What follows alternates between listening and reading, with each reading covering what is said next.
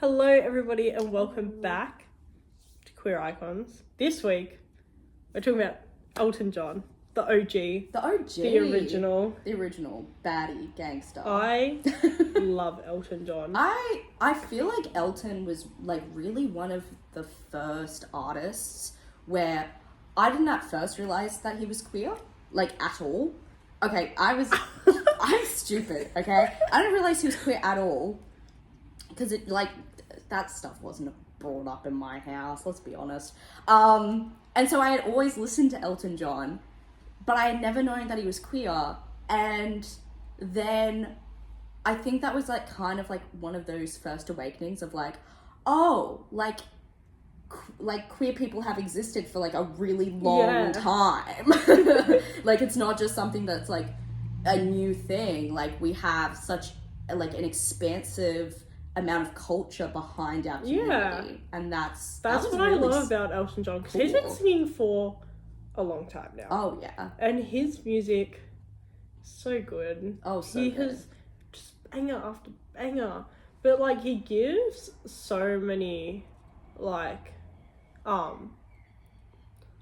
just great awareness to queer communities. And I remember, because when Slim Shady Eminem went through his whole phase of being edgy in the early 2000s, and everyone was like, oh, he's homophobic. Elton John was actually, and so him and Eminem did a song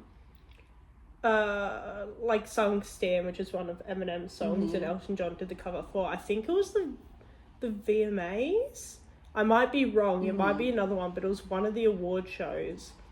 To be he doesn't hate gay people, he's just a dick. But also how transformative. Imagine, I guess, being maybe a queer kid in the closet who really likes Eminem, and then you know, because I feel when you hear a celebrity maybe not say a very distasteful thing about queer people, it can be really quite upsetting and a little heart-wrenching, and you're and knowing that performance happens, and he's actually close friends with someone like that, because for Elton John, when he finally married his husband, Eminem gave them both a pair of diamond encrusted you can use your imagination rings for their wedding present. And that's cute. Elton John talks about it in interviews, at red carpet interviews, things like that, and he loves them, which is as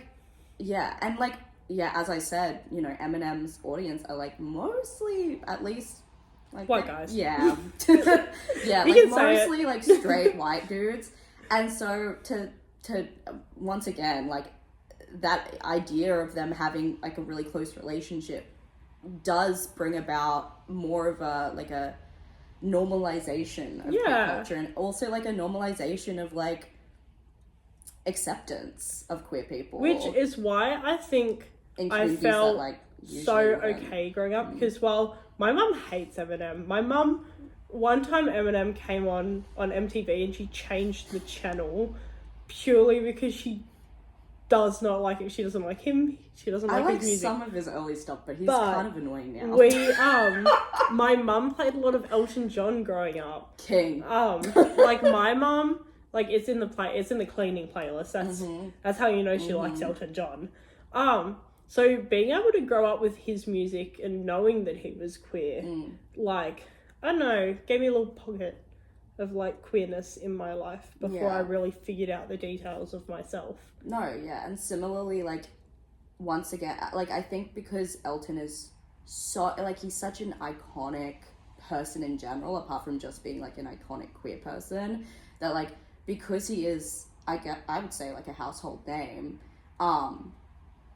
it just having my parents play that just kind of felt okay, well, if they're okay with that, then surely they should be okay with me. How I feel, and how I feel about other people of the same gender as me. So which is what I was lucky to grow up with. My mum living in Sydney after high school, she had plenty of drag queen friends.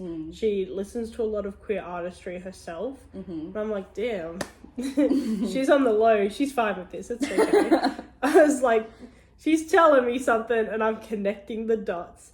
But yeah, Elton John led that big presence in my life growing up. And, Definitely, yeah. And I still absolutely adore him. He's so funny. But He's not such a only cutie. just being like such an inspirational queer person and this idea of like normalization of like queer identity, I guess in more like mainstream audiences that he's encouraged. But and I think we touched on this in the Chapel Grown podcast, but he also is such an incredible voice to like up and coming queer artists. And I think like he uses his platform and he's very so supportive well. of up and coming artists. Yeah. And he's always, you know... Because I think it was him that had reposted something of Chapel Roan's when she was up and coming, and he... And that just skyrocketed her success. Like speaking totally. about how he enjoyed her sound so much, and even she seeing that was like, oh my god, this is the moment. Yeah, like he's good at picking out the pioneering voices. Yeah. And especially the pioneering voices of our community, and... I think that's why so many people hold him so, like, near and dear to their hearts, especially queer people hold him very near and dear to their hearts, you know? Yeah. We love you, Elton. Yeah. Keep slaying. Honestly. Especially, can we talk about one of the best pieces of Elton John's career? Yes. Romeo and Juliet. Period. And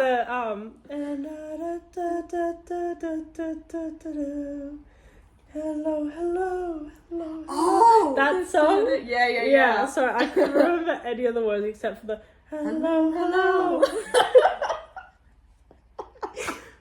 What a good song. I'm so glad he made that song because he made that movie. I always just think back to like my classics like Goodbye Yellow Brick Road, that album. Yeah. Intrinsic.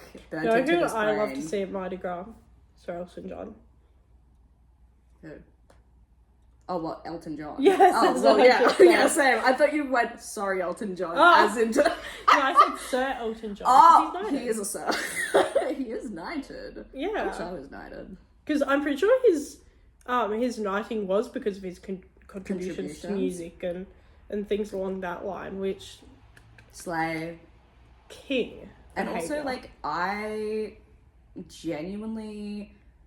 can't imagine, I mean, at the time that he came out as queer, like, I can't imagine how much stuff he would have gone through. Yeah. And to see him as, like, this household name, to see him as this celebrity who really utilizes the privilege that he has at the moment to, like, uplift other queer voices and also just to, like, ensure that other queer people feel comfortable. Yeah. It's just so, like, heartwarming, and sometimes I'm like, dang, there is good in this world. Yeah. And it's Sir Elton John. And it's Sir Elton John. Was that all we... I think that's all we have to talk about today. Keep slaying Elton John. And on that note... Yeah, we haven't actually figured out who we're going to talk about next week yet. But... We'll talk about someone. We'll talk about someone. We're always talking. Always yapping. Forever won't shut up. Have a good day, everybody. We'll see you in the next video. Next time. Bye.